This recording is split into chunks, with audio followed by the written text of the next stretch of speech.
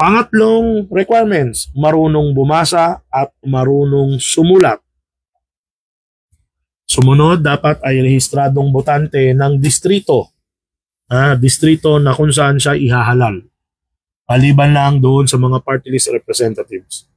At sumunod, dapat ay residente ng partikular na distrito na humigit kumulang 1 taon bago ang eleksyon.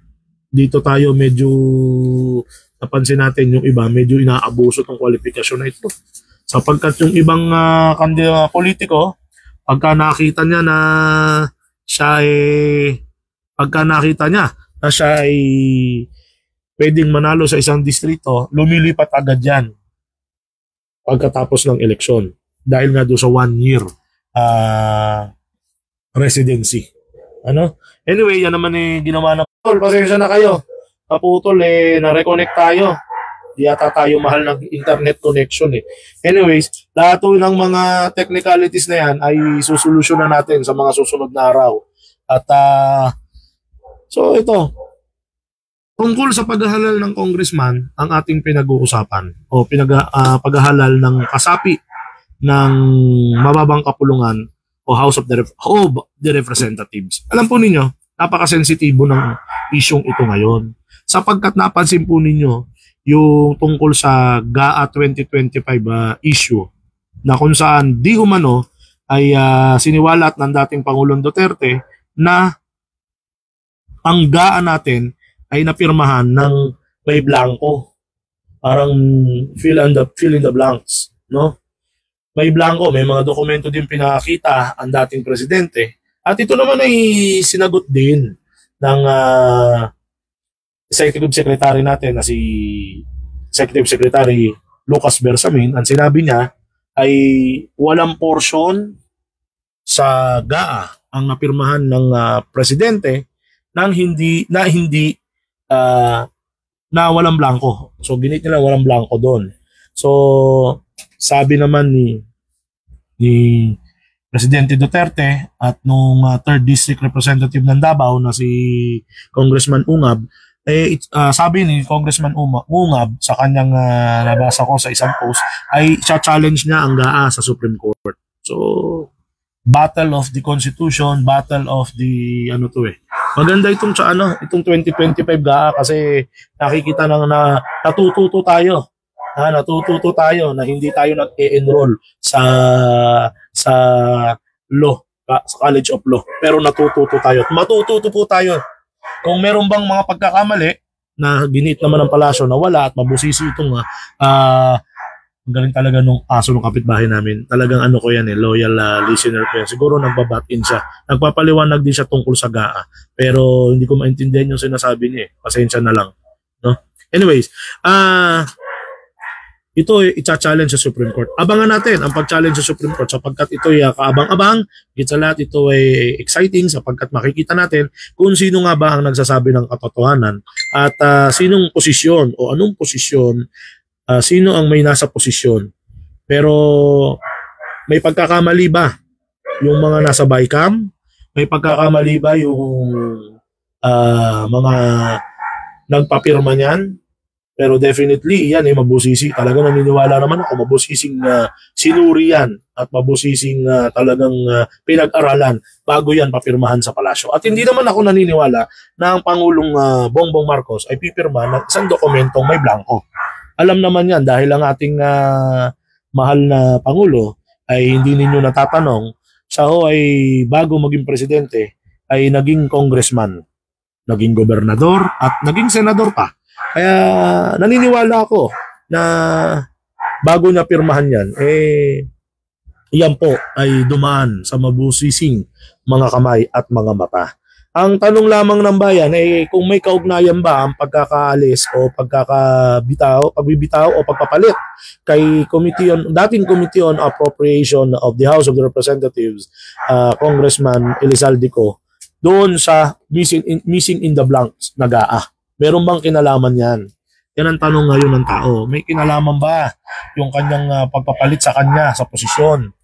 At alamin natin sa mga susunod nating palatuntunan sa ating programa dahil hindi pa naman ito ang ikalawa at huli. Marami pa tayong mga susunod. Napaka-sensitibo, bumalik tayo sa ating paksa, napaka-sensitibo po ng paghahalal ng congressman, lalo't yung mga representante ng mga distrito. Bakit? Sapagkat itong mga representante ng mga distrito o mga district congresswomen and congressmen natin ay sila po magiging kinatawa natin sa loob ng 3 taon sa mababang kapulungan ng Kongreso. Kaya kung ang mga ihahalal po ninyo dyan, mga tolongges, mga ketepongin, sabi nga sa amin dito sa Muntinlupa, para kayong naghalal ng estatwa na hindi kayang ipaglaban ang kapakanan at interes ng inyong mga distrito. Ganon din sa mga party list. Tandaan po ninyo ito bilang bahagi po ng ating mabuting pamamahala advocates. Ang ating pong ibobotong congressman ay isa sa bawat distrito. Pero hindi naman kayo boboto sa mga distrito. Isa lang kung anong distritong kinabibilangan ninyo at kung saan kayo nakarehistro. Ang ating pong ibobotong party list sa napakadaming mga pagpipilian ay isa lang din. Huwag po kayong boboto ng 2 o higit pa. Isa lang din po ang pwede ninyong iboto. No? Napakadami po ang party list at humigit kumulang 160 plus yata sila na tinanggap o naging aspirante alinsunod sa regulasyon ng COMELEC. Kaya naman, kailangan mabusisi tayo. Kung wala pa po kayong napipili party list, ay tutulungan din namin kayo dyan. Huwag kayong mag-alala. Intay-intay lang. Sapagkat inaayos natin ang pagbaba ng usapang gobyerno kasama ang mabuting pamamahala o good governance sa mga area. Sa sample nga tayo. Parang gusto ko sumample sa February. Titignan natin kung sinong pwede natin sampulan. Mga group of 20 to 30 o 50 people makakasama natin magkape at tayo ay magdi-discuss tungkol sa kanilang voters education kung paano bumoto. Pakikipag-coordinate tayo sa COMELEC kung mayroong mga bagong features yung ating, hindi na tayo BCM o voting counting machine, kundi automated counting machine. Tama ba ako dun? Automated counting machine o ACM na, hindi na BCM. Dati po, 2010, PICOS. Sumunod, nag-BCM. Ngayon naman ay ACM, kung di ako nagkakamali, o automated counting machine. No? So, ACM, Miro po ang ating supplier dyan sa technology na yan, kung di ako nagkakamali. Na humawak ngayon sa sistema. Wala na po ang Smartmatic. So, sa pagpapatuloy ng ating palatuntunan, babalik tayo sa usapin natin muli sa paghahalal ng congressman, sa paghahalal ng kinatawan sa kongreso ng mga distrito. Tandaan po ninyo na yan mga yan ay kasama ng Senado sa paggawa ng batas. Pagpanukala ng mga batas, yan po ang trabaho ng mga congresswomen at congressman natin o ng mga congressman. Yan ay gagawa ng batas para sa may kinalaman sa mga distrito nila. Kabilang din po dyan, nakita ko at nakikita naman natin talaga na yung ibang mga congressman, talaga may mga infrastructure projects. Napakadaming infrastructure projects. Katulad na dyan, yung humigit na kumulang at hindi matatawarang farm to market road. Na paboritong gawin ng ating mga ilan sa mga kasapi ng 19 Congress. Yung mga farm to market road. Na makakatulong po yan. Kung talagang tototohanin at seryosohin, makakatulong po yan sa food security natin, yung farm to market road. Sapagkat yan ay, sa pagkakaalam natin, yan ay talaga namang magagamit ng mga magsasaka para i-deliver o ibaba ang kanilang mga produkto papunta sa merkado. Kaya nga farm to market. Yung iba nga lang nating mga nakikita sa mga kaprobinsyahan o mga kalalawigan at mga kadistrituhan doon sa malalayong lugar at lupalok, tila baga farm to my house, farm to my mansion, farm to my resort project ang nangyayari na nakakalungkot. At yung ibang mga farm to market road, kung titignan natin, ay napapabayaan na. Sapagkat basta naragyan ng semento, hindi na ho binabalikan para sa maintenance. Ang tila baga nangyayari, talagang puro dry run lang.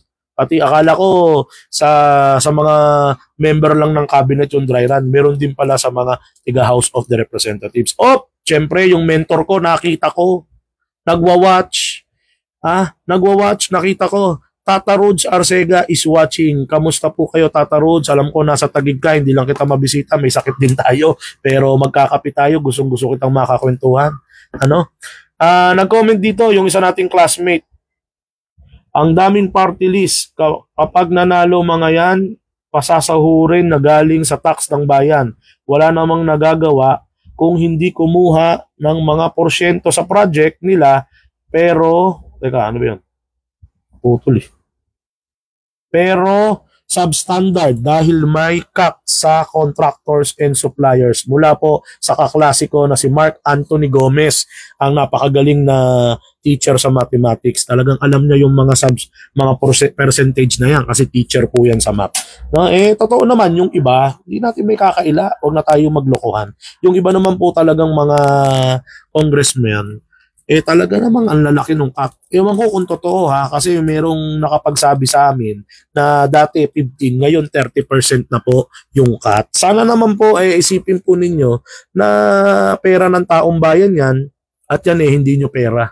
Yan po ay maliwanag na pagnanakaw at maliwanag na yan po ay labag sa good governance. Sana po ang good governance ay meron din po sa 19th Congress. Anyways, ang 19th Congress naman po ay matatapos na at papalitan na po ng 20th Congress. Sana naman po yung mga magiging kasapi ng 20th Congress o ika-20 Kongreso ng Republika ng Pilipinas na kinabibilangan po ng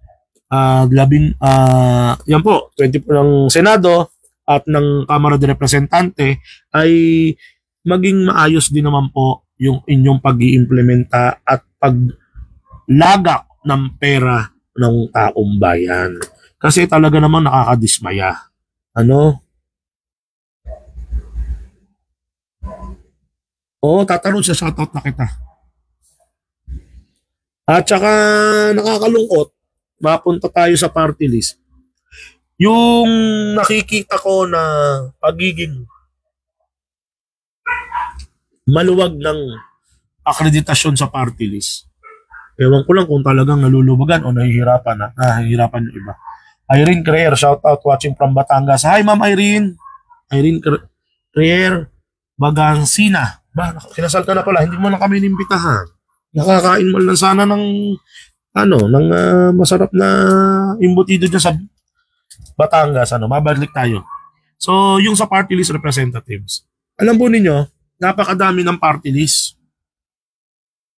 Yung iba dyan, totoo bang nire-representa ang taong bayan at yung marginalized sector? Kasi talagang ang party list ginawa para ma-represent yung marginalized sector. Pero napakadami na ng party list eh. Ang iba naman, nagiging lundayan na lang ng political dynasty. Yung anak, patatakbuhin sa party list. Yung asawa, patatakbuhin sa party list. Dalawa na silang congressman. Dalawa na sila. So, dapat po talaga siguro yung political dynasty natin, talagang i-insist na natin yan. Dahil nalilimitahan ang mga interes ng mga tao na qualified naman para mag-join. Natural na sa inyo lahat ng makinarya. Congressman, asawa. Party list, asawa. Paano pa mananalo yung may mga interest? Pero hindi ko sinasabi na ang lahat ng nasa political dynasty ay masama. Meron naman talagang iba mabubuti ang nangyayari kasi may continuity. No? May mga continuity. Yung iba naman, maling continuity ang napupuntahan. Sumobra naman sa galing, pati pagnanakaw at pagmamana sa posisyon, ginawa na po. No? So,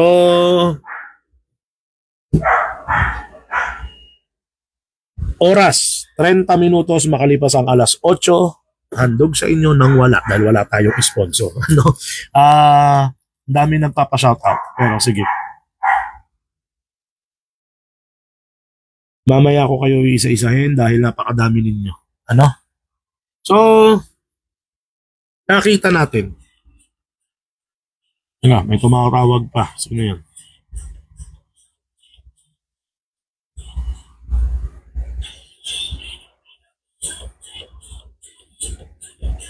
May tumatawag pa. Kung sino ka mang natawag, huwag ka nang tumawag, please.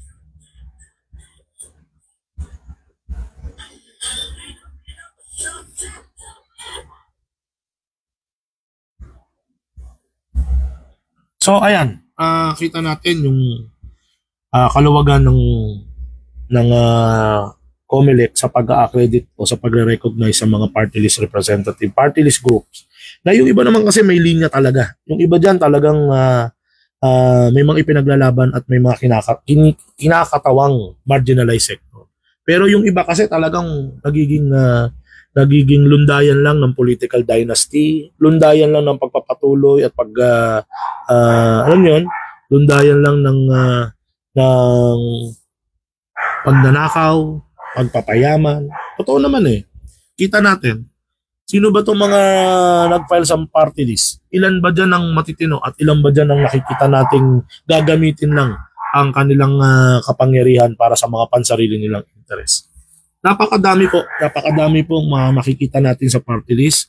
Hindi natin pwedeng pangalanan muna sapagkat gusto natin bago tayo magpangalan, may ebidensya. Turo sa akin kasi yan ng aking mga profesor. Sabi nga nila, to accuse is one thing and to prove is another thing. Kaya po, bago natin i-expose yung mga pinanggalingan o yung mga member ng mga nominees ng party list na yan, ongoing po yung ating research. Wag ho kayo mag-alala. 109 days to go pa naman bago mag-election, panigurado, maiisa-isa natin yung mga yan. Kung kinakailangan twice a day tayo mag-vlog para lang masuri at makilatis natin itong mga ito sa ating simpleng pamamaraan ay gagawin po natin. Ano? Dami nagko-comment. Mamaya ako na po kayo sa shoutout dahil slow connection na naman tayo. So, ayun na nga. Congress, maraming gustong maging congressman dahil talagang iba yung privilege. Sabi nga nila, in every ranks there's a privilege. So, iba talagang pribileyo pagka congressman ka kasi isa ka sa mga gumagawa ng batas. Isa ka sa mga nagpapasa ng budget. Kaya yung iba dyan, nakikita natin ang co-close sa mga government agencies. Isang tawag lang. Binibigyan ng pabor. Yun ang realidad. Pero, alam po ninyo, bilang bahagi po ng ating good governance o ng ating mabuting pamamahala, yung ating advocacy sa mabuting pamamahala, minarapat po natin na talagang ayusin at magkaroon ng programa na ibababa po natin sa mga community. Di lang ho tayo makapagbaba pa ngayon sapagkat unang-una, baka may magi-sponsor dyan, okay lang din, si pangkape at saka mga pang-cupcakes. Ano? Yung mga speakers naman, meron tayo. Ako, meron akong kausap, mga dalawa pa. Pero, sooner or later, pero bakit itong mga February ho? Baka bumaba na kami, pipili lang kami ng lugar na pagbababaan namin. Pag nakompleto ko na po yung mga communications and mga learning materials, para po pagbaba natin, makatulong tayo hindi lang sa advocacy ng good governance, kundi sa voters education. Tuturuan po natin ang mga botante kung paano bumoto ng tamang boto at kung sino-sino po yung mga dapat iboto. Hindi tayo magbasa-basa magpapangalan ng mga kandidato, bagkos ibibigay natin, paliliwanag natin kung ano ba yung mga kwalifikasyon na sinasabi ng batas at yung mga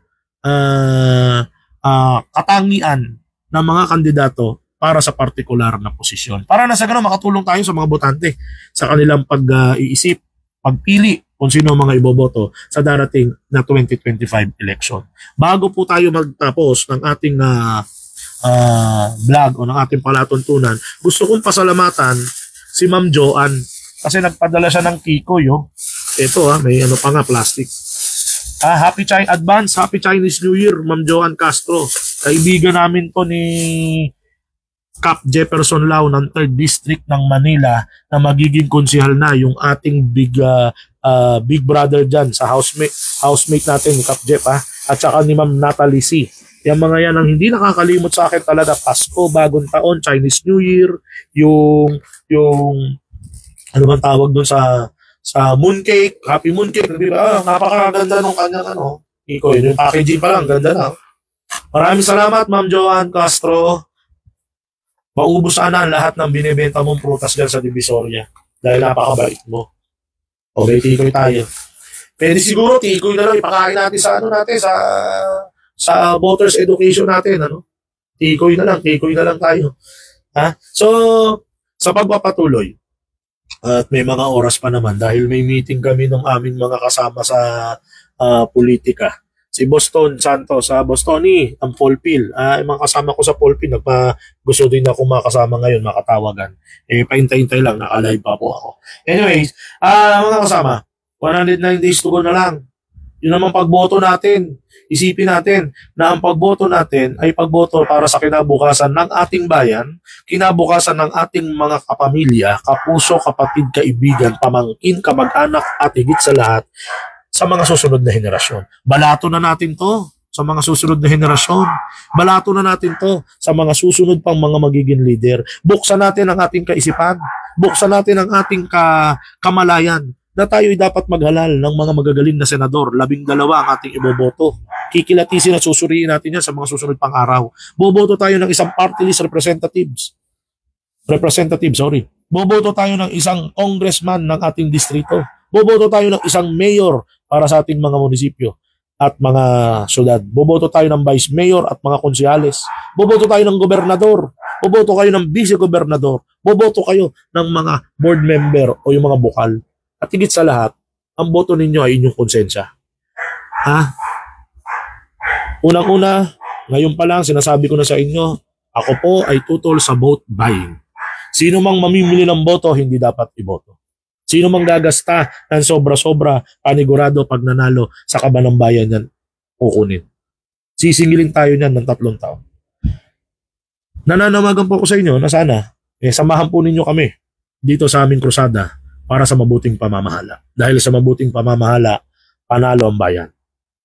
Ano po? Panalo ang bayan, panalo ang kinabukasan ng taong bayan.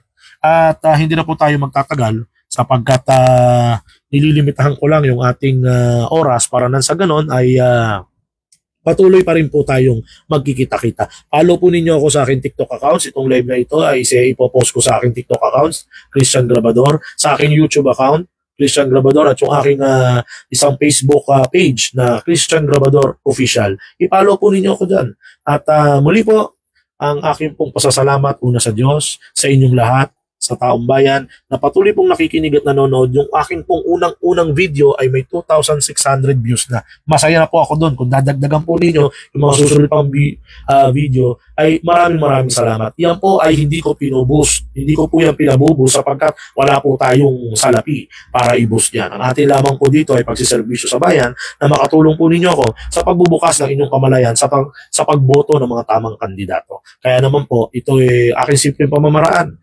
At sana ito ay makatulong lalo tigit sa mga first time voters. Maraming salamat po at higit po sa lahat, unang Diyos, pangalawang bayan, sumunod ang lipunan. Mabuting pamamahala ating pundalhin sa mga bawat kandidato, siriin po natin. Ang mabuting pamamahala ay dapat pong isabuhay ng mga kandidatong ito at ang mga botante ay dapat po manangan na ang mabuting pamamahala po o good governance ang isa sa mga dapat po ninyong hanapin sa mga kandidatong inyo pong iboboto. Kung ang inyo pong mga kandidato ay matapat dahil sila ay matapat na magnanakaw, hindi po yan kasama sa mabuting pamamahala. Muli po, isang magandang gabi at mabuhay po kayong lahat. Magandang gabi sa inyong lahat.